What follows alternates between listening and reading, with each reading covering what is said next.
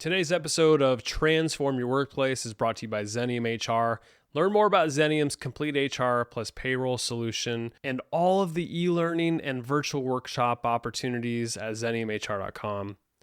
Today's episode is also brought to you by swag.com, and you can learn more about swag.com about halfway through the show. Well, I'm excited for today's conversation. It's with Aaron Rubens. Aaron is the CEO and co-founder of Kudoboard. And when you consider a list of all of the things that could possibly transform a workplace culture for the better, I put recognition and appreciation near the top of the list. It's so important to me. I think it's so important for a workplace culture to have a value of recognition and appreciation for one another. We're all humans working inside of an organization, unless you're full of robots. But most of organizations are built mostly of human beings, and it takes recognition and appreciation to make sure that we have a positive relationship with one another and to make sure that we're constantly working and moving in the same direction. What I appreciated about this conversation with Aaron is there was a ton of takeaways for how to recognize and appreciate people the correct way. There's ideas for how to honor and recognize your employees on a scalable way, especially amid this weird environment where we've got in-person, we've got remote work, hybrid, all of it, right? So having a streamlined way to recognize people is kind of hard to come by, and Aaron has some great ideas around that. So you're going to get a lot out of this. There's a lot of great takeaways, and I appreciated everything that Aaron brought to this table. So enjoy today's podcast with Aaron Rubens, CEO and co-founder of Kudoboard.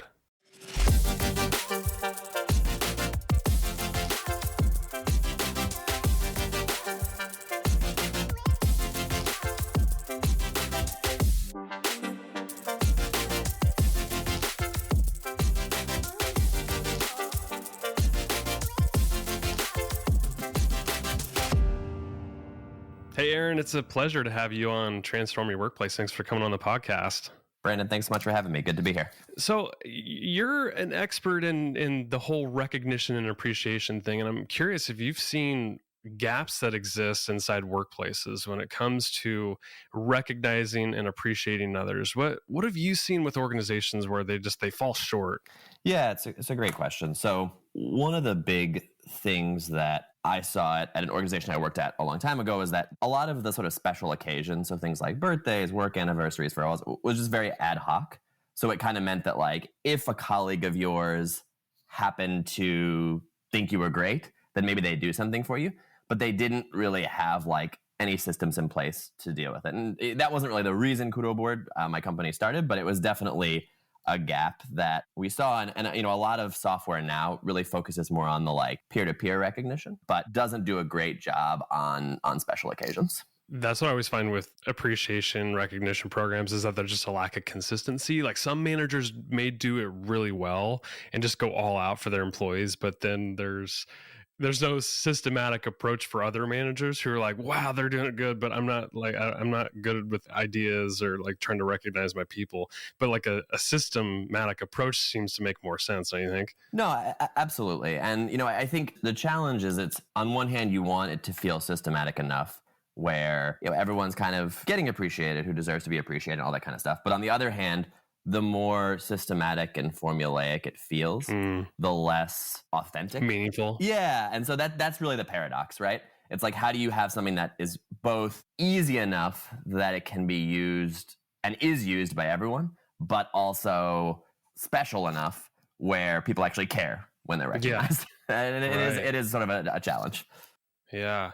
Is there a form of recognition that you feel works really well, or is it a customized approach based on the employee? One thing that we've given a lot of thought to at Kudoboard is sort of, intrinsic versus extrinsic appreciation, recognition, things like that. So, there are a ton of options out there, and this existed, before software, where it's, hey, great job, Sarah, here's a $20 gift card to go along with that great job. And we've sort of stayed away from that up until now, where we've really focused more on the sort of, hey, how can we allow people to give authentic appreciation, really focus on what the message is that someone's giving. So as opposed to focusing it around, a point system, a leaderboard, rewards that go with it, et cetera. And that doesn't mean there's not a place for those things.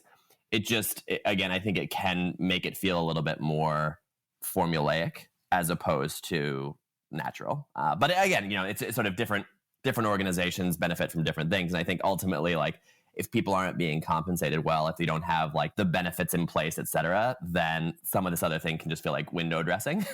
Yep. It's great. You got this great little, recognition thing. But if I'm not being paid at market, I'm not being appreciated in that way, then who really cares? So you mentioned Kudoboard. So you are the CEO and co-founder of Kudoboard. And full disclosure for listeners, Xenium, who I represent, we are Kudoboard customer, and we subscribe to it, use it very frequently. And maybe first off, Aaron, would you describe the tool for listeners? And then I want to dive a little deeper on it. For sure. So, Kudoboard began really as a replacement for the card that's passed around and signed. So think on like birthdays, work anniversaries, farewells, get-wells, maternity leave, you name it, where you'd want to allow a bunch of people to collaborate and then give someone kind of appreciation on these special days. You can use Kudoboard. And it's always had sort of a home in remote and hybrid workplaces, basically where the entire workforce isn't in the same office 5 days a week. So you just physically can't pass a card around. And certainly, when COVID came and that just became a more common thing, Kudoboard grew along with that. And even now, as we've seen a lot of teams transition from remote back to hybrid, that growth has sort of continued because there's just so few that are going to be in the office every single day of the week, every single person. So that's kind of where Kudoboard started. More recently, on our sort of business and enterprise side, in addition to that piece, we also offer the ability to do, shout outs, company events, things like that. So there's a bit of additional functionality like integrations with Slack, Teams, things like that. But the replacement for the card that's passed around and signed is still sort of the most popular use case of the platform.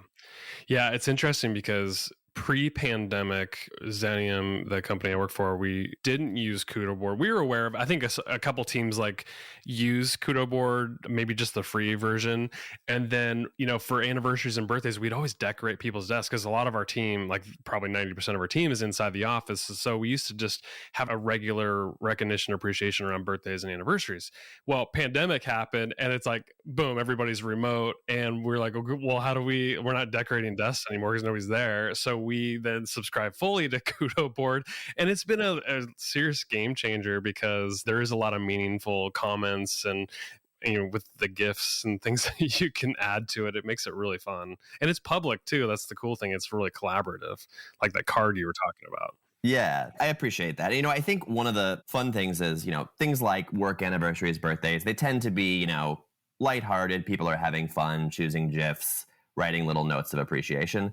And then, there are the bigger things where their parent passes away, or it's a farewell and they're leaving after having worked with the team for a long time. There are these larger occasions, and Kudoboard sort of built where if you want to write someone a few paragraphs in your note, you can. If you want to record a video, you can. And so it gives you these options for, I'd say, like more meaningful, I don't want to say serious, but like more meaningful messages on these bigger occasions. And what we see is, people, when they get their birthday or work anniversary ones, whatever, they'll visit it once, maybe they'll visit again that week, and then they probably won't go back to it again and again. But some of those bigger occasions, the farewell, the ones where like people put a lot of thought into what they wrote, we see people going back to them, a year later, 2 years later, 3 years later, still visiting. Not all the time, right? But like once or twice a year, people go back and like visit them. So there is this opportunity to have these kind of like deeper moments among a platform that is, generally speaking, pretty lighthearted, fun. What's nice about it, like I think once the Kudoboard's sent out on whatever event it is, there's a printable version for people. And I think they could I always save my PDFs of the Kudoboards, and so I can reference those anytime. But some people probably even go as far as printing them and like posting them up around their workstation or whatever it may be. And I think that's a pretty cool feature. Do you see anything creative on that front?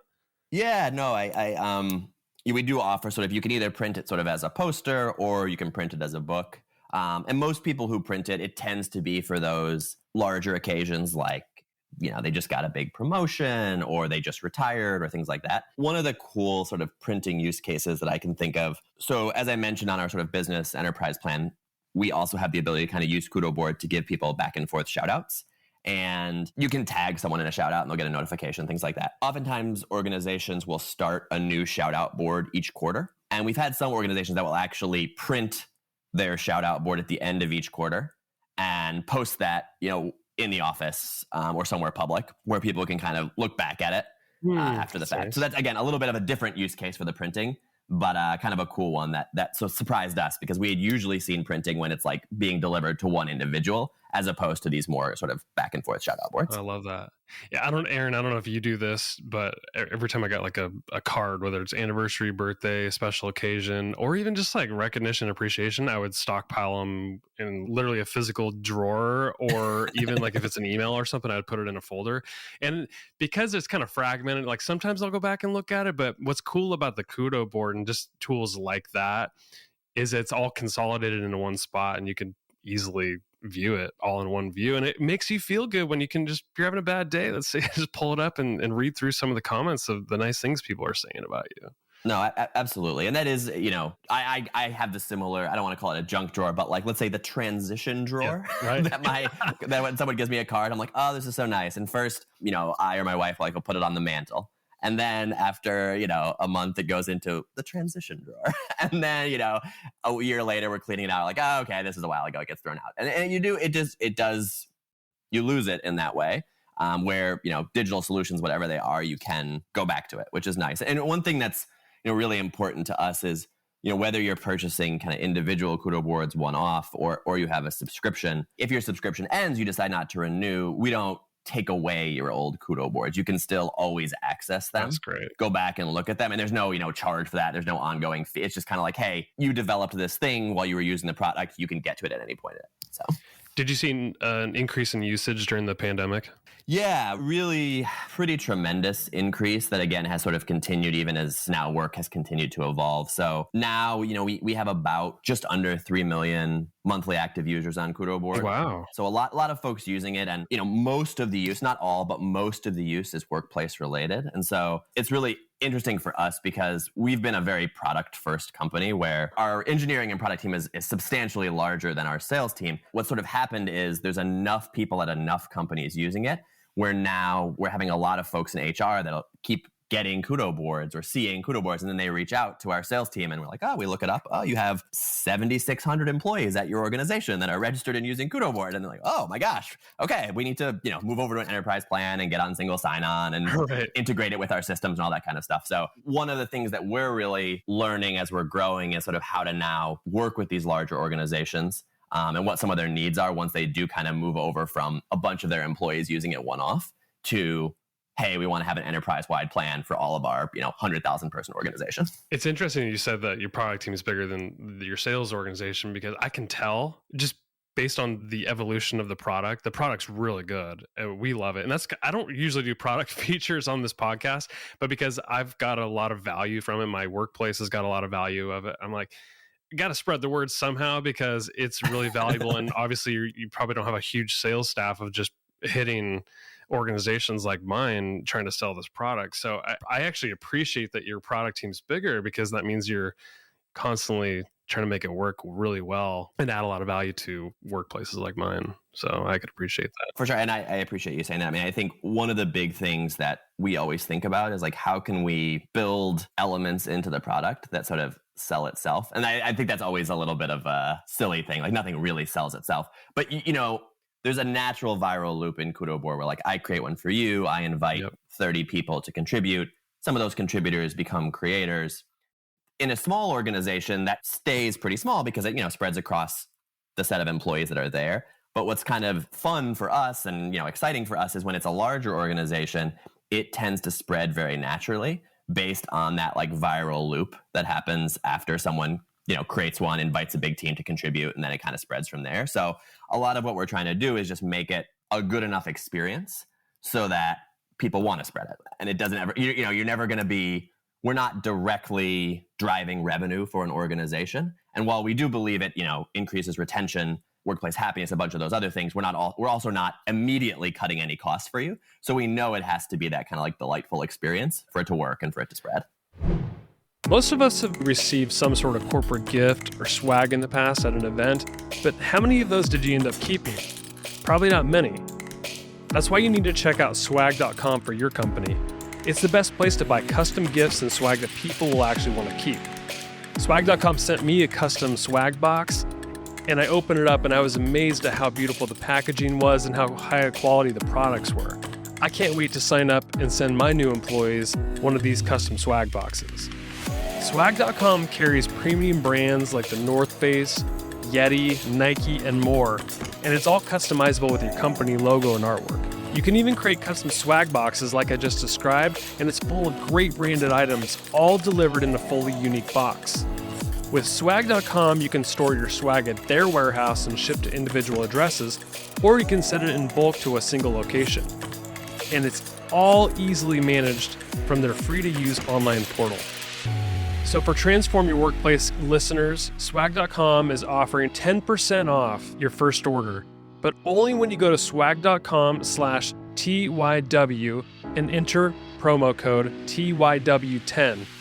Remember, for 10% off your order, go to swag.com/TYW and use promo code TYW10. Now back to the show.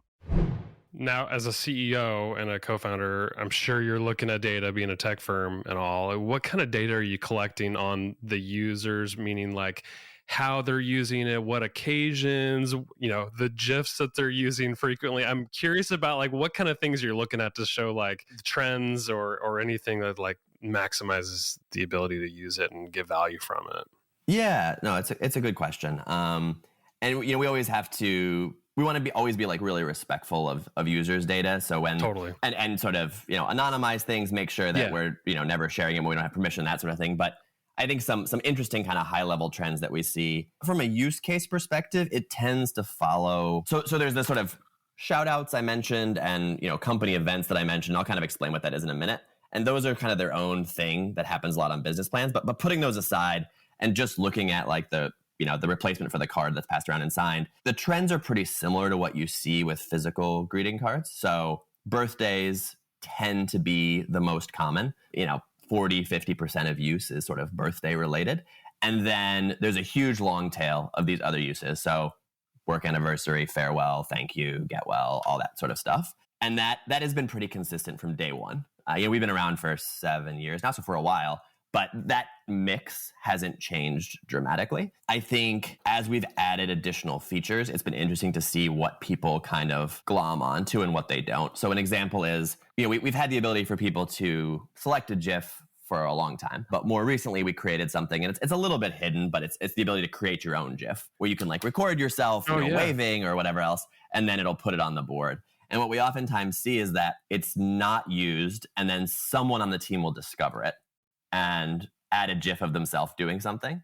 And then a bunch of other people on the team will also discover and use that feature shortly thereafter. And so that's sort of one of the nice things about it being a collaborative product is we don't have to like shove every new thing in your face. As long as we make it discoverable enough that one person finds it, that'll kind of spread the word among the rest of the group, which has been kind of fun to see. And one thing we just added that has been sort of popular from day one and has been requested for a while is the ability to add a gift along with the board. So a lot of times, I'll use maternity leave as an example. Someone's going on maternity leave and the team wants to put together a Kudoboard to sort of let the person know that the team will miss them and, can't wait for them to come back and have a great maternity leave, all that sort of stuff. And oftentimes they were separately buying an Amazon gift card for the person. And so we constantly got the, hey, can I do this through Kudoboard or not? And we did just make it available. So that's good. Either the creator can add that gift card on, or people can each chip in. If you want to set it up that way, you kind of have the control over whether you do it one or the other, so that then that person can get that gift along with the board itself. And that's another thing that just launched about 3 weeks ago now, sort of a soft launch. So we haven't even sort of formally sent out an announcement email or anything, but it's already quite a popular feature, which was good because we put a lot of time into it. What are the most popular GIFs out there? Because I'm a frequent user of The Office GIFs, and Schitt's Creek too is popular. Those are definitely, The Office is big and has been big for a while. I think occasion to occasion there are some specific GIFs that just come up again and again. So I know that there's a particular Jim Carrey GIF where I want to say it's a birthday one, but he's like opening and closing this door while wishing you happy birthday. That's from Ace Ventura. Yes, Ace Ventura, yes.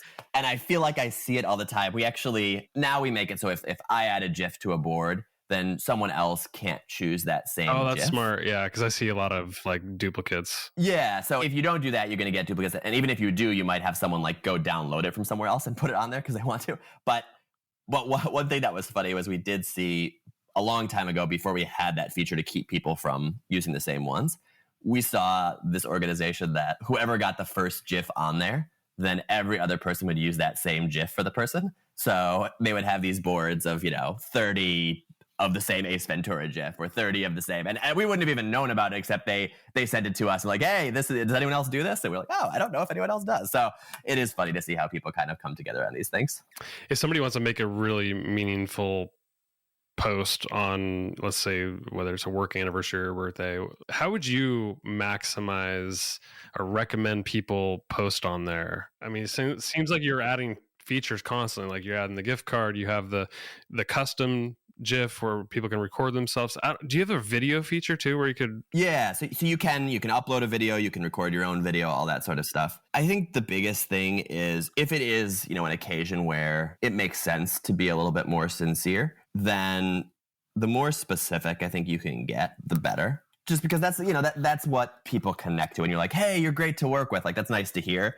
But if you're like, hey, last year when you helped me with this presentation, it was amazing. Ever since then, it's been great to work with you in this, and this. Like, gonna miss you so much while you're on leave. Like, just giving people those really concrete things that they've done that have impacted you. I mean, I want to be honest here, Brandon. This isn't coming from any like research I have. Right. This is just what what personally impacts me when I hear it, and what we try to do internally as a team is like be really specific with that feedback, and with it's not really feedback, but with that praise. Because that can be really meaningful for folks. What do you think, a tool like this, if an organization adopts something like that, whether it's Kudoboard or something else that makes recognizing and appreciating their people part of their culture, what kind of impact do you think it's going to make long term? Yeah, I mean, the biggest thing is when a company is doing well, so, revenue is going up, opportunities abound, they're hiring new, so you're kind of getting promoted because rising water lifts all ships, all those kind of things, then Kudoboard is a really nice thing, but I think where it makes a huge difference is when there are bumps in the road, and every organization has bumps in the road. I think having something like Kudoboard, it doesn't need to be Kudoboard, but like having a solution that really brings people together and makes connections is super important, because that's what keeps people around when the going gets tough. It's not usually anything other than like they care about their colleagues, they care about making sure that the team as a whole succeeds. And so that's kind of what we're hoping to be used for, is to kind of like bring people together and strengthen those connections.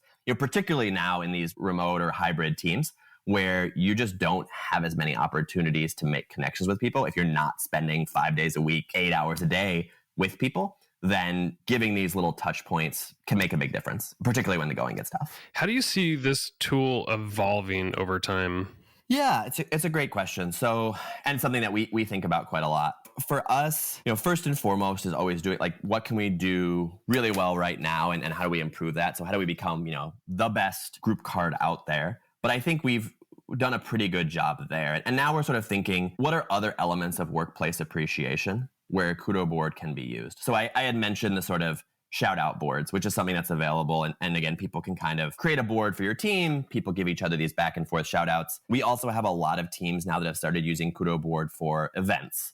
So I'll kind of explain what that looks like, because it's a little bit different. We have one team that, among other things, does a annual diversity and inclusion event with Kudoboard. And it has nothing to do with giving shout outs or giving praise, but the call to action on the board is, what does inclusion at our company mean to you? And people can add their posts. Oh, that's interesting. Yeah, and we have a bunch of features built on the business plan to allow people to kind of get the most of that. So some examples, like you can turn on likes and comments or turn them off for a particular board. So, if I'm doing a birthday board for you, Brandon, I don't need everyone liking and commenting on every post. That's almost a little too much.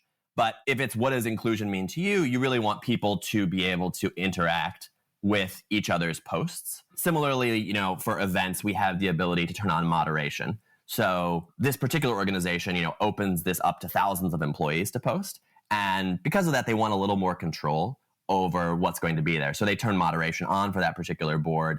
new posts go to a queue, and then they can kind of approve them or maybe make an edit before it goes live or things like that. So there's some various elements that we kind of have in place to allow these company-wide events. And there's all sorts of ones. So just to give you some other specific examples, we have one organization that they have this value around being all in. And so they create quarterly Kudoboards about what does all in mean to you at our organization. And people kind of post what that means, or a picture or a video or whatever else of like what that cultural value around being all in means. Another organization, they have this thing called a pie challenge. It's like a once a year thing where they bake a pie, and I'm not actually sure of the exact rules, but they bake it and then they must like smash it in faces or something, because I feel like all the pictures are either of pies being baked or pies being put in people's faces. But they spread out and people can post it on this event. And I think what's interesting about these sort of event uses is that with something like Slack or Teams, and most of our customers, many of them use Slack or Teams, those are great communication platforms, but it's super ephemeral. Like you go back and forth on Slack or Teams, and then things get pushed off and go away. Where with Kudoboard, you have a ton of control. You can move posts around, you can pin posts, you can lock a board when you're done. And so you can kind of create an artifact for this campaign that you're already doing that goes along with it, that the next year, you can pull that board back out and reopen it. You can use that to refer back to it. Some places will take the slideshow version of the board that they created, embed it on their website as a way to kind of show what their culture is like. So there's all these sort of different uses that we've sort of seen bubble up over time. I love it. But to answer your question, in short, thinking more about workplace appreciation and what that looks like is sort of where we're looking next. Awesome. Well, keep up the good work. I really, I do value the product a lot, and I think it's really valuable to organizations. Where can people learn more about you, or give Kudoboard a try, or anything else you want to share with people before we part? Yeah, absolutely. So, best thing to do is go to kudoboard.com if you want to use it kind of for a one-off board, or if you're looking for more of a plan for your organization or team, kudoboard.com/business. On the business plan, there's a free 30-day trial. You don't put in your credit card or anything. So you play with it, see if it's a good fit, and take it from there. Aaron Rubens, he's the CEO of Kudoboard. Thanks for coming on the podcast. Really appreciate it. Absolutely. Brendan, thanks so much for having me.